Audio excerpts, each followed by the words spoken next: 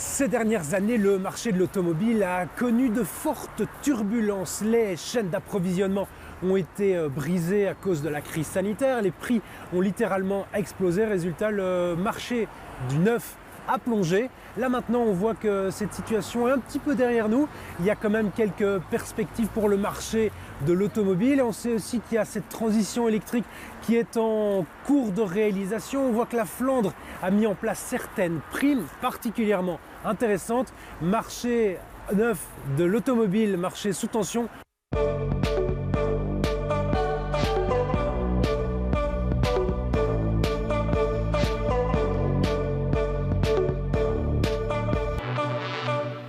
Bonsoir à toutes, bonsoir à tous, ravi de vous retrouver pour parler dans cette émission du marché automobile et puis des primes qui sont dispensées notamment par le gouvernement flamand. C'est annoncé depuis quelques semaines. Nous sommes avec Xavier Daff, rédacteur en chef du Moniteur Automobile. Bonjour Xavier, bonjour. Merci d'être avec nous. Avant de rentrer dans le vif du sujet, un petit mot selon vous qui représente la mobilité à Bruxelles en 2023 ? Labyrinthique. Labyrinthique. Je ne sais pas si le mot existe, mais complexe alors, on va dire. Complexe, oui, voilà. Complexe labyrinthique, ça se tient. Marché automobile sous tension, l'électrique continue de grignoter des parts de marché, c'est l'enjeu d'aujourd'hui.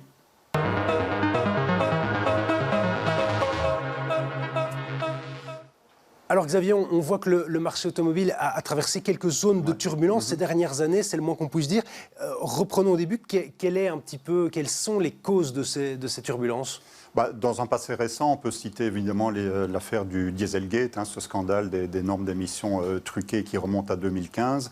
Ensuite, on a enchaîné avec la pandémie de Covid-19.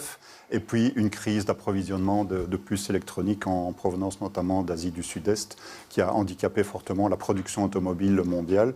Tout ça est en train de se remettre en place. On commence à rattraper les retards de livraison, mais c'est encore fort timide et on sait que le secteur souffre aujourd'hui très fort. Les prix ont explosé. Est-ce que c'est la conséquence de ces...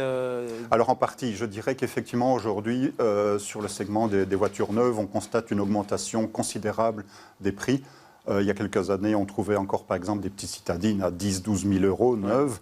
Aujourd'hui, on est plutôt dans les 15-16 000. Ça devient extrêmement compliqué pour un particulier de se tourner vers la voiture neuve.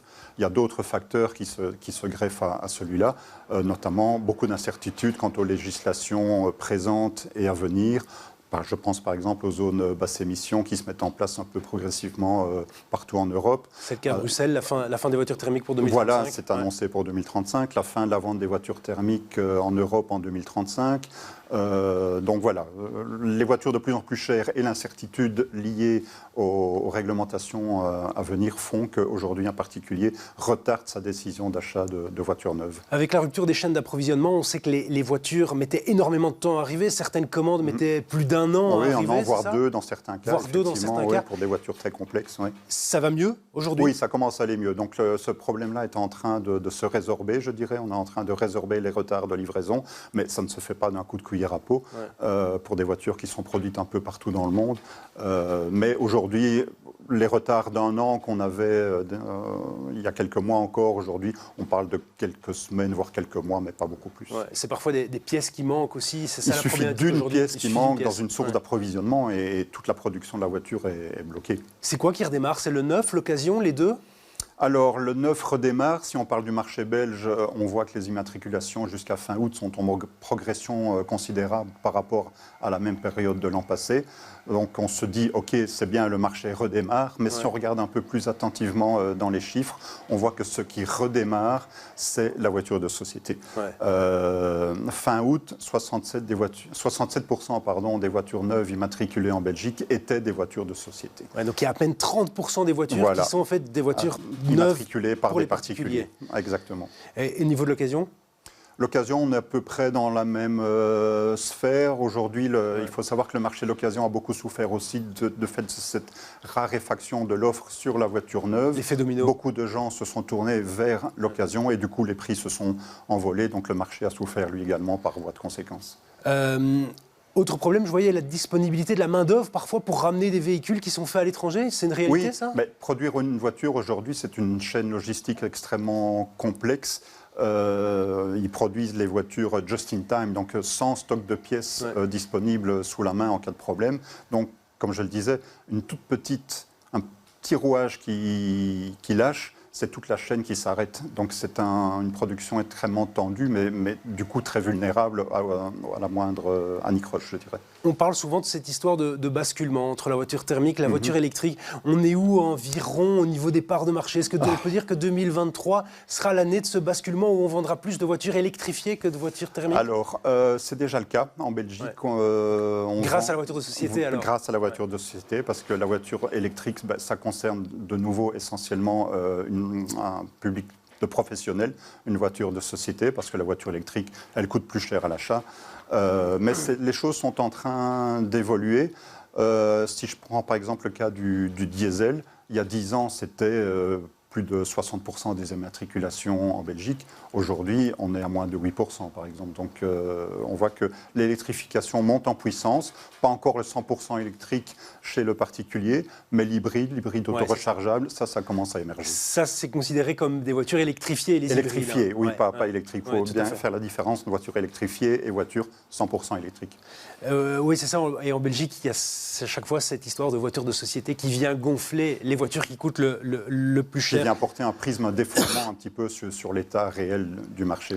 La voiture électrique, elle reste beaucoup plus chère que la voiture thermique? Alors oui, aujourd'hui, effectivement, trouver une voiture électrique familiale en dessous de 40-45 000 euros, si je prends un gabarit Golf, pour dire une voiture que tout le monde connaît, on est à 40-45 000 euros, ce qui reste quand même considérable. Et quelle est la différence entre l'électrique en termes de pourcentage, j'ai une idée?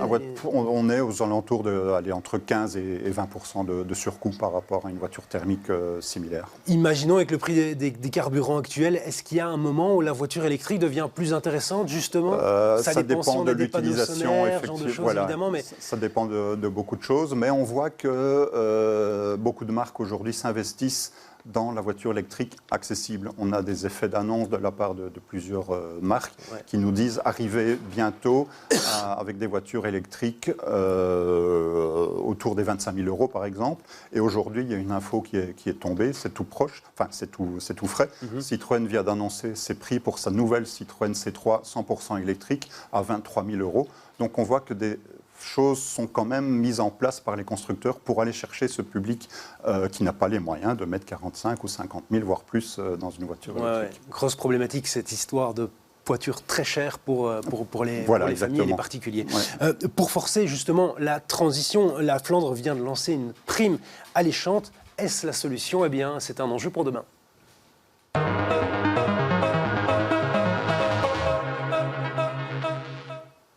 Alors Xavier, une prime de 5 000 euros pour une voiture totalement électrique de moins de 40 000 euros, c'est ça? Oui, c'est ça. Donc moins de 40 000 euros, toute taxe comprise et toute option comprise. Donc il faudra faire attention. Mais effectivement, si vous respectez ce critère de moins de 40 000 euros, vous aurez droit à une prime de 5 000 euros. Si je reprends par exemple le cas de la Citroën C3 que j'ai évoqué tout à l'heure à 23 000 euros, ça vous met une voiture compacte citadine, mais 100% électrique à 18 000 euros, ce qui commence à être très, très concurrentiel en fait. Quel est le calcul derrière le gouvernement de Flamand? Mais je pense qu'ils veulent donner un coup de boost à la décarbonation du secteur automobile, en tout cas en Flandre, et que ce coup de boost concerne aussi les classes moyennes quelque part, parce que tout le monde ne peut pas se payer une voiture électrique à 60, 70, 80 000 euros. Donc ils visent vraiment un cœur de marché pour l'inciter à passer vers l'électrique. Moi, je pense que c'est une bonne chose. Il faut savoir aussi que cette mesure sera très temporaire, puisqu'elle va décroître de 1 000 euros par an pour s'arrêter en 2026 à 3 000 euros. C'est un petit peu aussi une mesure électorale, on a l'impression. Oui, les élections bien sûr, mais vous savez, la Flandre a les moyens aujourd'hui de mettre ce genre de mesures en place. La Flandre est endettée à 50% de son PIB, la Wallonie à 220%. Ça dégage des marges de manœuvre financières que n'a pas la Wallonie, malheureusement. En Wallonie et à Bruxelles, il ne faut pas s'attendre à une comme celle-là. Non. Donc, les voitures 100% électriques bénéficient d'une taxe de circulation annuelle et d'une taxe de mise en circulation plancher. Quel que soit le niveau de puissance ou de prix de la voiture, ça ne change rien. Et la Wallonie vient d'annoncer qu'à partir de juillet l'an prochain, une réforme de son système de taxes de mise en circulation qui sera un peu plus favorable aux petites voitures électriques. elles vont passer de 61,50 € de taxe de mise en circulation à 50. Bon, on voit que le gain est marginal. Par contre, pour les modèles plus chers, plus puissants, plus lourds, là, la taxe de mise en circulation pourra aller jusqu'à presque doubler. Ah oui, c'est ça. Au niveau de Bruxelles, on sait qu'aussi la politique est totalement différente avec des primes pour abandonner sa voiture, notamment la prime bruxellaire. C'est jusqu'à 900 € pour certaines familles ou certains particuliers qui se débarrassent de sa voiture. Est-ce que c'est aussi une aide indirecte aux véhicules chinois qui sont honnêtement dans un premier temps, oui, effectivement, les Chinois se sont engouffrés très vite dans la voiture 100% électrique, contrairement à l'Europe qui a tergiversé. Oui, non, peut-être, on y croit, on n'y croit plus. Mais les Chinois ont avancé très vite dans cette direction-là. Et aujourd'hui, ils ont, je dirais, une décennie d'avance sur la maîtrise de la technologie électrique, ce qui leur permet d'arriver avec des coûts légèrement inférieurs par rapport à ce que peut produire l'Europe. Oui, c'est ça. Et on voyait déjà l'année passée, en début de cette année, il y a 9 mois, au Salon de l'Auto, il y avait beaucoup de voitures chinoises. Et je vous propose de regarder ce reportage réalisé par Myriam Ledici. Et on voit que les voitures chinoises séduisent énormément de gens. La star de la journée, c'est elle. Sa particularité, une voiture 100% électrique à prix cassé. Une création de la marque chinoise MG que Julien et son fils Mathéo sont venus découvrir. Je viens, comme à mon avis beaucoup de monde, voir la qualité des véhicules chinois. Et ils ont fait énormément d'efforts, il faut le reconnaître. J'aime bien les marques chinoises et aussi les marques de sport. Et je trouve qu'elles sont confortables et chouettes. Donc voilà. Et au milieu des voitures de sport, les voitures chinoises ont également leur petit succès. D'abord, il y a le design, il y a la technologie. Je crois que l'industrie chinoise est bien connue entre-temps pour être plus le brol qu'on avait à l'époque, mais c'est maintenant vraiment du top technologie et ça fait que le succès des marques chinoises. Des prix compétitifs qui poussent de plus en plus de marques à investir dans le marché européen. BYD a par exemple fait son arrivée en Belgique en octobre et même si la marque reste encore peu populaire chez nous, ses pièces se retrouvent déjà chez d'autres géants de l'automobile. On utilise les mêmes batteries que celles qu'on fournit à Tesla. C'est exactement la même chose. Cela prouve le niveau de qualité de nos produits. Un argument de taille qui a de quoi rassurer les nombreux curieux, même les plus sceptiques. C'est vrai qu'il y a l'aspect sécurité parfois qui fait un petit peu peur. Alors après, je pense qu'il y a des standards de sécurité, il y a des crash tests, etc. Je pense que les gens avaient un petit peu peur aussi au début, malgré tout, de Tesla, même si ça venait des États-Unis. Et au final, voilà, c'est des bonnes voitures. Laurent est venu avec son fils, tout droit de Lille. Pour lui, pas question de sous-estimer les voitures chinoises. Il y a 40 ans, on disait on ne conduira jamais dans une japonaise, on a eu les Toyota. Il y a 20 ans, on ne conduira jamais dans des coréennes. Et aujourd'hui, je roule dans une Kia coréenne. Donc je pense que mon fils, dans 20 ans, il roulera certainement dans une voiture chinoise. Oui. Tu préfères quoi? Une Porsche. Encore des efforts donc pour séduire les prochaines générations, mais cela est en bonne voie. En 2022, les ventes des automobiles chinoises ont quasiment doublé en Europe. Est-ce que, Xavier, est-ce qu'on peut craindre des tentatives d'espionnage? C'est ce qu'on dit aussi quand on parle parfois de voitures chinoises à travers les logiciels, les voitures très électriques. Oui, vous savez, peut-être, je ne sais pas, je ne suis pas un geek, mais ce que je constate, en tout cas au niveau de la technologie des voitures ou des batteries, c'est qu'il y a 10 ou 15 ans, c'est les Chinois qui venaient espionner les constructeurs européens sur les salons Genève, Francfort et autres, Paris. Aujourd'hui, c'est plutôt les constructeurs européens qui regardent attentivement ce que font les constructeurs chinois. Les Chinois, il faut savoir qu'ils monopolisent 60% de la fourniture de batteries dans le monde. Donc ils fournissent des batteries à tous les constructeurs, y compris occidentaux, européens, américains. Dernière petite question avant de conclure. Le salon de l'auto va arriver assez rapidement. Est-ce qu'on peut s'attendre à des bonnes affaires alors que le marché est en train de s'apaiser, comme on disait? Alors, il y a un salon qui se dessine, on ne sait pas encore très bien quelle forme il prendra. Mais il y aura des conditions au salon. Voilà, mais il y a toujours un momentum, si vous voulez, autour de l'automobile en janvier en Belgique. Les conditions salon seront là. Est-ce que ce sera sur le salon proprement dit? Je ne crois pas. Mais dans les réseaux et chez les concessionnaires, avec des affaires à faire, certainement, oui. Oui, merci. Ça, je suis persuadé. Merci à vous, Xavier, avec de plaisir. vos précisions pour parler de l'automobile, du marché automobile et puis des primes qui sont disponibles, notamment en Flandre. Merci aussi à vous toutes et à vous tous de nous avoir suivis. On se retrouve évidemment la semaine prochaine. Même heure, même tram. Belle soirée.